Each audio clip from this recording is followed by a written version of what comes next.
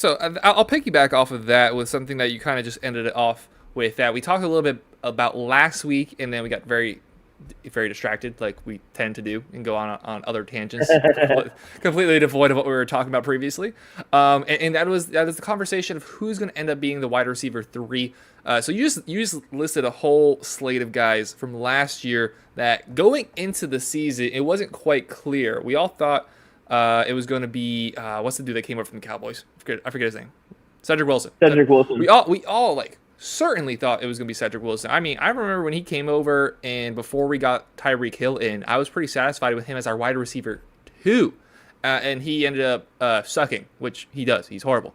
And then Trent Sherfield is the one who emerges as wide receiver three. Trent Sherfield is obviously now in Buffalo, so that is obviously not going to be the case anymore.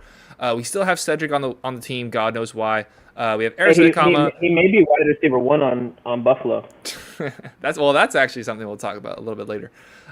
We have Mr. Robert Anderson, Cedric Wilson, Eric Zukama, Braxton Berrios, Braylon Sanders, River Craycraft, and did I miss anybody? You said Craycraft, Braylon Sanders. Well, we also have You're going to name some random guy. Yeah, there we go. So we have there's a bunch of guys that aren't that good. Let's just put it bluntly, that aren't that good at football. But somebody's got to be the guy. Somebody's got to be the guy. And something we talked about last week is it looked like Eric Zukama has been stepping up a little bit. I haven't heard any more really reports about him, and I don't remember what you said last week, so I'm just going to ask you bluntly right here off the jump. Who do you think / want to end up as the wide receiver three? I think it's going to be Eric Zukama. Easy E. He's been showing up and showing out in practice pretty much this entire offseason. Training camp's going to be coming up, but mini camp he showed up and showed out. Cedric Wilson, I believe, is going to end up being the wide receiver 4. I've heard very good things about his offseason as well, given, all those trade rumors and everything else. And he's like, look, I'm here. I'm happy to be here. If I get traded, I get traded. Now, Chris Greer was talking about with trading him that he wanted to do right by him because when he initially signed him, he was supposed to be the wide receiver too. And we were very content with that. Thank God he wasn't. Thank God he wasn't. But I've heard very good things about his offseason. So I do expect it to go 3, Eric Zukama, then 4, I do expect Cedric Wilson to be there. I believe Braxton Berrios is going to be more of like a gadget player / returner for us. It's just, what's the point of having another small body out there that, Tua's already small. Like, he has to have bigger targets out there. What's the point of having another small guy out there on a consistent basis? Eric Zukama, big body. He put on some muscle weight this offseason. I would probably put Robert Chosen Anderson. Don't say Chosen. Just completely leave Chosen out of the equation. Because he's not chosen. He is the bare minimum. I don't know if he makes the team. Yeah, it's a big if. I believe he'll be the number 5. If not, I do believe it'll be either Craycraft or Braylon Sanders.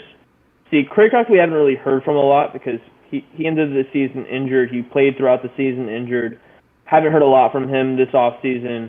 I have heard a lot from David Davis and from Braylon Sanders. So Braylon Sanders, he was on practice squad last year. He started a few games last year in place for Sherfield when he was hurt. He did have that massive fumble that everybody was just like, what are you doing? Yeah. But then after that, he kind of collected himself. He only had, I think, 2 other catches on the season. But, on his very limited tape, it wasn't terrible. It's definitely raw and potential. But once again, that potential only goes so far. I'm talking about wide receiver 4 or 5 potential. I'm not talking about, Preston Williams when he had wide receiver 1 potential and then just fell off the side of a mountain because he just had no motivation whatsoever. Yeah. And that motivation is something that's going to play a pretty key role as to who gets that 3rd spot. Trent Sherfield got the 3rd spot, not on the basis that he was better than any of the other guys, which Maybe he was. Maybe he wasn't. Trent Sherfield worked hard in the offseason last year. Trent Sherfield was a grinder. He's not a prolific route runner. He doesn't have great hands. He doesn't have great attributes in terms of his speed, in terms of his height, but he had work ethic. He came in every day and had an uphill battle to face. You come in and you see Jalen Waddle, who just had arguably the best rookie season a Dolphins receiver at the very least has had. You look at Tyreek Hill, who gets brought in. You have, at the time, people think he's good, but he's actually horrible. Mike Gesicki, who's still there. You have a few guys in front of you that's on paper, on the initial depth chart. If you're looking at it as Trent Sherfield, you do not see a lot of catches coming your way. You do not see a lot of targets, and it wasn't a great season by any means, but he definitely stood out. He had some great catches, like that Cleveland touchdown in the back left corner of the end zone. He had the touchdown, the first play for him back in San Francisco, where he took it for 75 yards. He worked. He earned his spot. That is going to be the biggest thing about any of these guys who are on the roster, who is going to work. Now, with Robert Anderson, he has not been known necessarily for his work ethic. He has not been known for being a great team guy. I hope he is. I hope he ends up being that way. He hasn't been known for being smart. Yeah, what's that bear doing over there? Is that a bear?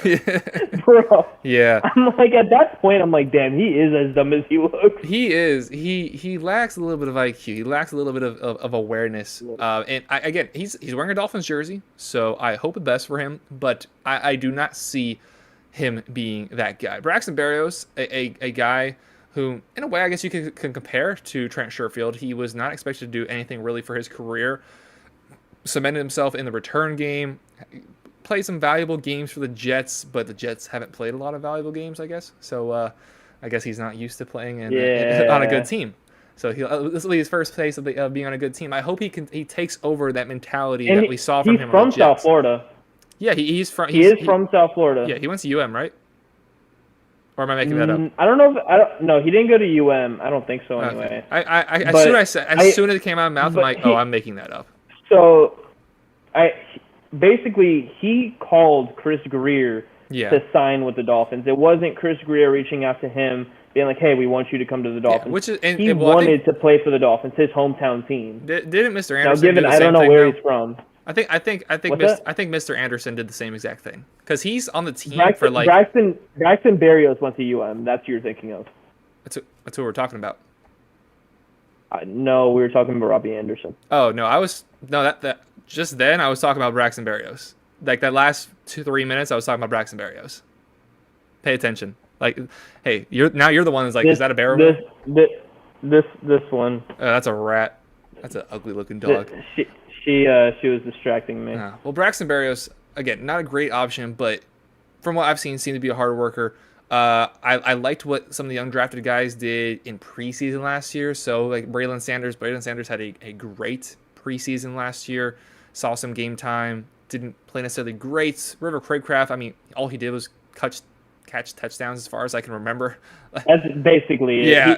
I think he had like a 70% touchdown percentage or something like that. None of them were great, but they just all happened to be touchdowns.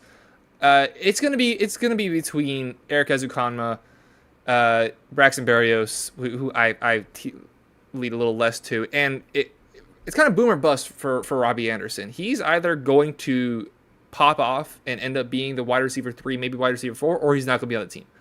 It's like kind of like Mohamed Sanu. Mohamed Sanu came in, which, I mean, all Dolphins fans kind of forget that even happened. I was so excited when we signed him, but I knew he wasn't going to last because he was always going to be either a wide receiver 3, 4, or not on the team at all. Yeah, I mean, I was super excited, but I'm like, damn, like I don't think, like, there's no way that he makes it over Lynn Bowden. There's no way he makes it over Preston Williams, and then both of those guys got cut too. Yeah, Lynn Bowden stinks. Lynn Bowden just tried out for the Texans. He's just not. He's a gadget guy, but he's just not good at anything.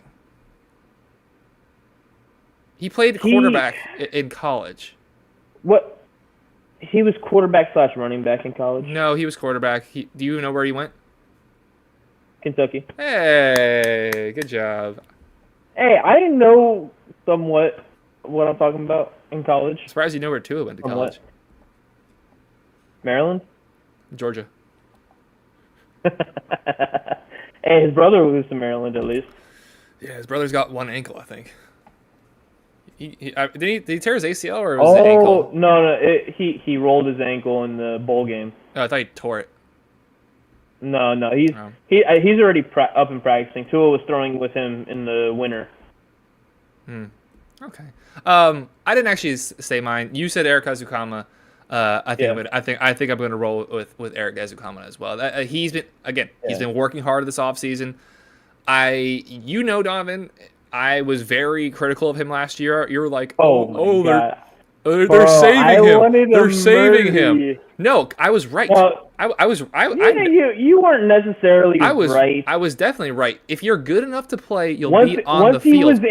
We saw Tanner Connor on the field. He sucks. Tanner Connor played like 2 games and he was a tight end. That's different. Whatever. Either way, if you're good enough to play, you'll be on the field. People forget about that. If you're good enough to play, you'll be on the field. Igbenogany. When he was on the field, was he not good? When he got the ball in his hands, I don't know. He had, I think, open. 1 catch. He played 2 games. He got open all the time though when he was in the game. Well, then that actually kind of what we were arguing about the other day when we were talking about Mike Gesicki. If they're as open as you say they are, they should theoretically get the ball out. I don't want to hear about Mike Gesicki's chemistry with Tua. Mike Gesicki sucks. In this offense, This offense is built to have somebody else be open because you have the track meet that is Tyreek Hill and Jalen Waddle. Theoretically, somebody should step up and be open every single play. There was at least one person open every single play, but Tua, there was times where I wanted to strangle him last year, and I told you about this last year too. I'm like, his 4th concussion. where he could have hit a check down, and he chose to try to thread a needle. Now, given he hit the pass that he was trying to hit, but he had a much better option to check down the pass, but instead he decided to throw it in like double coverage. Given, once again, he hit the pass, but that's not something that you're going to be able to make all the time. You have to hit your checkdowns when they're there and keep these teams honest. Yeah, but that was one thing. That was one thing that they weren't doing last year. And bro, okay, so I do want to talk about Mike Gesicki for like a brief second. So wait, before you say that, we should have a counter on screen. How many times I say Mike Gesicki sucks just to try to make you mad? So.